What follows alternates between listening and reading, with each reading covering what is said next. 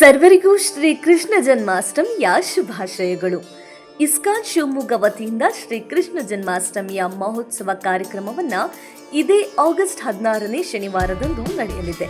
ಮಹೋತ್ಸವದ ಅಂಗವಾಗಿ ಶ್ರೀಕೃಷ್ಣನ ಸನ್ನಿಧಿಯಲ್ಲಿ ಹರಿನಾಮ ಸಂಕೀರ್ತನೆ, ಸಾಂಸ್ಕೃತಿಕ ಕಾರ್ಯಕ್ರಮ, ಮಹಾಭಿಷೇಕ, ಪ್ರವಚನ, ವೈಭವಾರತಿ ಮತ್ತು ತೊಟ್ಟಿಲೋತ್ಸವ ಸೇವೆಗಳನ್ನು ಹಮ್ಮಿಕೊಳ್ಳಲಾಗಿದೆ. ಜನ್ಮಾಷ್ಟಮಿಯ ಪ್ರಯುಕ್ತ ಬೆಳಗ್ಗೆ 8ರಿಂದ ರಾತ್ರಿ 8ರವರೆಗೆ ಶ್ರೀಕೃಷ್ಣನ ವಿಶೇಷ ದರ್ಶನಕ್ಕೆ ಅವಕಾಶ ಕಲ್ಪಿಸಲಾಗಿದೆ. ದರ್ಶನಕ್ಕೆ ಬರುವ ಭಕ್ತರಿಗೆ ಮಹಾಪ್ರಸಾದದ ವಿನಿಯೋಗವಾಗುತ್ತದೆ. ಸ್ಥಳ ದಕ್ಷಿಣ ಶ್ರೀ ಮಾಯಾಪುರ್ ಧಾಮ್ ಬಿದರೆ, ಮಲ್ನಾಡ್ ಕ್ಯಾನ್ಸರ್ ಆಸ್ಪತ್ರೆ ಎದುರು, BH ರಸ್ತೆ, ಶಿವಮೊಗ್ಗ.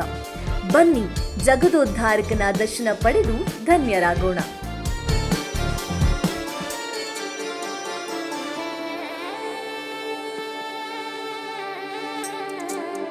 ನ್ಯೂ ಚೆನ್ನೈ ಶಾಪಿಂಗ್ ಸೀರೆಗಳು ಮತ್ತು ರೆಡಿಮೇಡ್ ಬಟ್ಟೆಗಳು ದಿ ಫ್ಯಾಮಿಲಿ ಶಾಪ್. ನಮ್ಮಲ್ಲಿ ಚಿಕ್ಕ ಮಕ್ಕಳಿಂದ ದೊಡ್ಡವರವರೆಗೆ ಯಾವುದೇ ವಸ್ತು ತೆಗೆದುಕೊಂಡರೂ ಕೇವಲ 199 ರೂಗಳಿಗೆ ಮಾತ್ರ. ನಿಮ್ಮ ಕುಟುಂಬದ ಸದಸ್ಯರಿಗೆ ಅಸಂಖ್ಯಾತ ವಿನ್ಯಾಸವುಳ್ಳ ಬಟ್ಟೆಗಳನ್ನ ಒಂದೇ ಜಾಗದಲ್ಲಿ ಖರೀದಿಸಬಹುದು. ಹಾಗಿದ್ರೆ ಮತ್ಯಾಗ್ತಳ, ಹಿಂದೆ ಭೇಟಿ ನೀಡಿ. ಸ್ಥಳ ಪೊಲೀಸ್ ಭವನ, DR ಆವರಣ, ಮೆಗನ್ ಆಸ್ಪತ್ರೆ ಎದುರು, ಬಸ್ ನಿಲ್ದಾಣ, ಸಾಗರ ರಸ್ತೆ, ಶಿವಮೊಗ್ಗ. ಒಮ್ಮೆ ಭೇಟಿ ಕೊಡಿ, ಈ ಅವಕಾಶ ನಿಮ್ಮದಾಗಿಸಿಕೊಳ್ಳಿ. ಇದೇ ಆಗಸ್ಟ್ 3, 2025ರಿಂದ ಸೆಪ್ಟೆಂಬರ್ 1, 2025ರವರೆಗೆ ಮಾತ್ರ.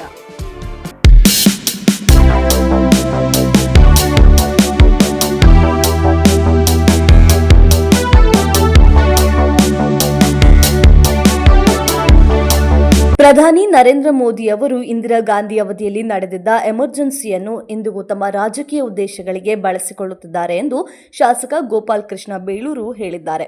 ಶಿವಮೊಗ್ಗದಲ್ಲಿ ಮಾಧ್ಯಮಗಳಿಗೆ ಪ್ರತಿಕ್ರಿಯೆ ನೀಡಿದ ಬೇಳೂರು ಗೋಪಾಲಕೃಷ್ಣ, ಮೋದಿಯವರ ಅವಧಿಯಲ್ಲಿ ಮತಕಳ್ಳತನ ನಡೆದಿದೆ.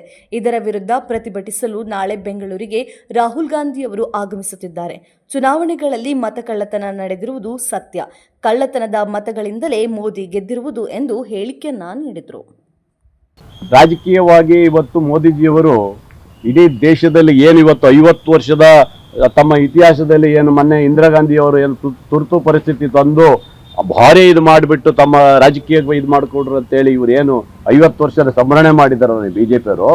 ಇವತ್ತು ಮೋದಿಜಿಯವರು ಏನು ಮಾಡ್ತಾ ಇದ್ದಾರೆ, ನೀವು ಸಹ ತುರ್ತು ಪರಿಸ್ಥಿತಿಯಿಂದ ಜಾಸ್ತಿ ಕಠಿಣವಾದಂಥ ನಿರ್ಧಾರ ನೀವು ತಗೊಂಡಿದ್ದೀರಿ. ಈ ದೇಶದಲ್ಲಿ ED, IT, CBIಗಳ ಮೂಲಕ ದೇಶದ ಎಲ್ಲ ವಿರೋಧ ಪಕ್ಷವನ್ನ ದಮನ ಮಾಡುವಂತ ಕೆಲಸವನ್ನು ನೀವು ಮಾಡಿದ್ದೀರಿ. ಇದು ಸಹ ಒಂದು ಇತಿಹಾಸ ಅಲ್ವಾ ಅವ್ರು ಮಾಡಿರೋದು.